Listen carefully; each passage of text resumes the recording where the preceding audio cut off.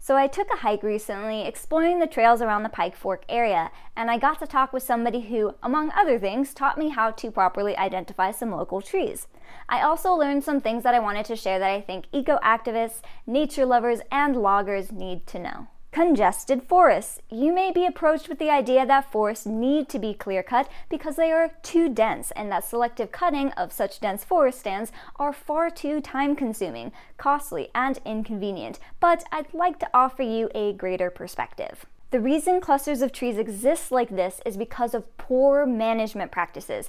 Clear cutting can lead to the creation of congested forests. Forests over time grow back on their own years after a clear cut, but if not properly managed during its growth, it can become a dense stand, making sustainable thinning challenging. But would unsustainable practices like clear cutting be the best approach at this point? I don't think so. 2 clear cuts make twice the mess, and years down the road, loggers can just make the same excuse over and over again. The logical choice is the sustainable approach, and practicing sustainable land stewardship now. You've seen what can happen when land is neglected. This is why we need to abolish clear cutting and put our efforts into sustainable thinning and control burns. It took under a couple hundred years for forest health to decline since colonialists oppressed the First Nation people and prevented them from stewarding the land properly. Our actions today are the investments for our future selves and for future generations. So, recap, clear cutting is an unsustainable practice often done because landowners want to make fast cash, but they harm their investments by taking away the land's biggest value,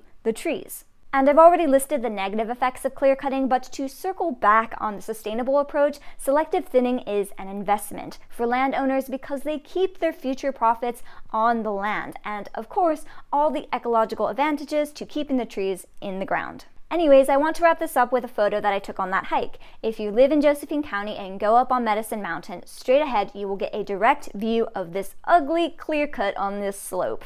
I hope you'll all remember what I taught you from previous videos about clear cutting on slopes. Gravity magnifies the loss of soil and nutrients, increasing the risk of landslides and further tree loss, and of course, increases the risk of fire. Plus, it's a huge eyesore and a huge turnoff, reaching the top of this beautiful hike and then seeing this ugly clear cut in the distance that looks like somebody ripped a big band-aid off a wound that didn't finish healing. It stands as a reminder to the communities of Southern Oregon how the threat of clear cutting won't go away on its own. We need to invest in our future and practice sustainable forest and land management that will sustain our communities and the future generations that will inherit these lands. Oregonians, please use your voice and speak up against clear cutting and sign the petition in my bio to protect the beautiful area of Pike Fork in Josephine County from exploitation and help us prevent a future mess for the next generations.